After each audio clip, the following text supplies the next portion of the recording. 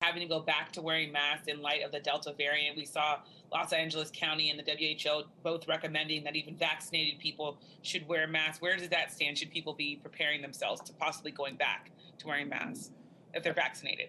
Dr. Fauci? Well, as I was alluding to in my comments, you have a broad recommendation for the country as a whole, which is the CDC recommendation that if you are vaccinated, you have a high degree of protection. So you need not wear a mask either indoor or outdoor. But also, as is said, and as the CDC has recommended, is that there's a degree of flexibility. People at the local level, depending upon the on-ground situation, will make recommendations or not according to the local situation. But the broad recommendation that the CDC makes based on the high degree of effectiveness of the vaccine remains unchanged. Next question. Sharon Lafreniere at the New York Times. Thank you for taking my question. Dr. Fauci, I wanted to ask, why is the data on whether J&J works against the Delta variant lagging behind the data for other vaccines? And what do you make of reports that J&J recipients are now asking for Pfizer and Moderna doses as boosters? Do you recommend that? Well, first of all, the reason is the paucity of direct clinical trial data in the context of Delta variant. So you have a much wider use globally of the mRNAs in situations in which you can actually make data-based statements on that. And that's the reason why I showed that slide, that from the standpoint of data right now, you'd have to make an extrapolation based on what you would predict from what it does with other variants and what it does comparable to other vaccine products such as AZ. With regard to the idea of boosting, there's a lot of talk about that, but right now I think we still need to remember that in fact, the J&J vaccine is a highly effective vaccine that has been recommended very clearly and has received an emergency use authorization. The situation right now is that people locally will be making those kinds of decisions, but you should only be making a formal recommendation based on clinical data. So that's the reason why, even though individual physicians will be doing that, from a clinical trial basis, there's no real fundamental scientific reason to do that right now.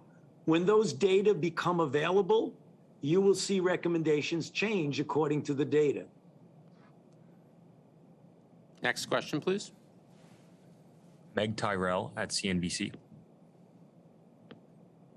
Well, thank you. I'm wondering, some folks have pointed to the vaccine still being under emergency use authorization as perhaps one reason that people may still be on the fence about getting them. Do you have any guidance about when you expect potential full approval, the process to kind of come to fruition for these vaccines?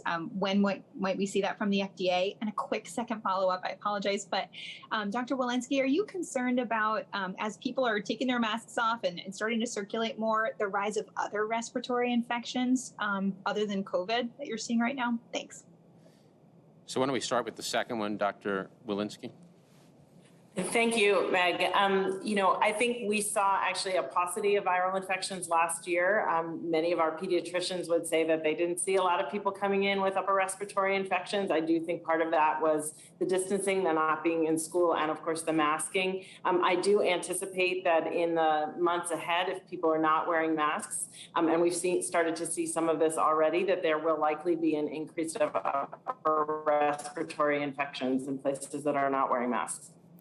So in terms of the emergency use authorization and moving toward full approval, that's at the FDA, and that's obviously the FDA's decision to make. I know that Pfizer and Moderna have provided data to the FDA, and the FDA is working on an expedited time frame. But Dr. Fauci, you might want to just talk about the experience we have with the vaccines, the hundreds of millions, and what that should tell people about their safety and efficacy. Yeah, thank you, Jeff. As always, we don't want to get ahead of the FDA. They have their process where they need to cross all the Ts and dot all the Is. But if you look at the history of emergency use authorizations, they used for a wide range of emergency approval of interventions. Often the criteria is, does the benefit appear to be better than the risk involved? Very infrequently do you have such an extraordinary amount of data of literally hundreds of millions of doses and a lot of real world effectiveness data as well as safety having been accumulated. So again, although it's understandable how some people will say, where we really want to wait to the full approval, to have an emergency use authorization and to have this amount of extraordinarily positive data, one would say, again, the caveat, you never want to get ahead of the FDA, but it would really be a most unusual situation not to see this get full approval. I believe it's going to happen. The timing is such that I hope it does not get people to hesitate from taking a potentially life-saving vaccine that already has an extraordinary amount of data as to its real-world effectiveness and its safety. Next question. Tamara Keith at NPR. Thank you for taking my question. My question is, I noticed that as you talked about the next steps in the next phase, you're talking about these surge response teams going into states. Is that the next phase of this push? Is it more focused on the states? You talked a lot, your language talked about states asking the federal government for help. At this point, is this shifting from cabinet officials barnstorming the country, begging people to get vaccinated to, well, states, you figure it out? Not at all. Absolutely not. The surge response teams are important to be ready to work with. We're called upon states and counties that are in a situation where there's fewer people vaccinated and cases are increasing. So that's capabilities that we've had in place that we're amping up to deal with the Delta variant. So that's an important area of focus. But even as vaccinations have slowed somewhat across the last month or so, we are still vaccinating millions of people each week. More than 2 million people each week in June have gotten their first shot, and millions more, importantly, are getting their second shot, because Dr. Fauci's data on the effectiveness, that's about people getting their second shot, their full regimen. And we'll double down on these efforts as we continue to vaccinate millions of people across the summer months. So this whole of government wartime response continues. We're working more and more person by person, community by community, meeting people where they are in places of worship, deploying pop-up clinics and mobile clinics. We'll continue to answer people's questions. As we've talked about before, doctors are critical here. They are trusted messengers, and we are getting vaccines more and more into doctors' offices. We'll work with employers and schools to bring vaccines on site as people go back to school and back to work. And then throughout all of our efforts, equity and fairness will continue to be at the center. So this whole of federal government wartime-like approach, it continues.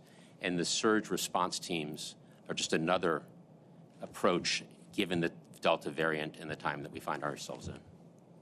Last question. Last question. Let's go to Andrea Shalal at Reuters. Thank you so much for taking my question. Dr. Fauci and Dr. Walensky, I want to ask you a question that I asked at the White House briefing recently.